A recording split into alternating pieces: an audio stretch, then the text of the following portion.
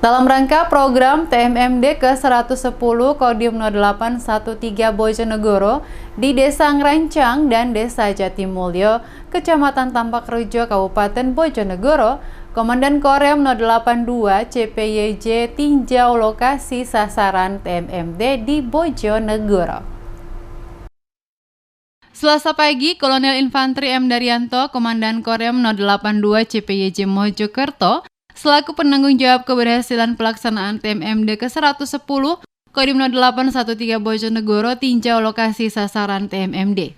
Setibanya di lokasi sasaran TMMD, Kolonel Infanteri M. Daryanto beserta rombongan lebih dulu transit di Balai Desa Ngerancang untuk koordinasi bersama dan bersiap menuju lokasi sasaran yang dituju.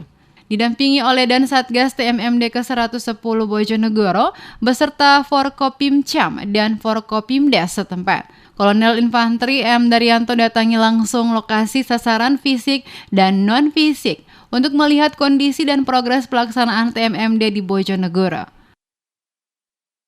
Saya selaku Danrem 082 Citra Pancayuda Jaya dalam program kegiatan TMMD ini bertindak selaku penanggung jawab keberhasilan pelaksanaan TMMD yang ada di wilayah Korem 082 Citra Pancayuda Jaya, ingin melihat pelaksanaan program TMMD baik sasaran fisik maupun sasaran non-fisik yang dilaksanakan pada pelaksanaan TMMD di Kodim 0813 Bojonegoro.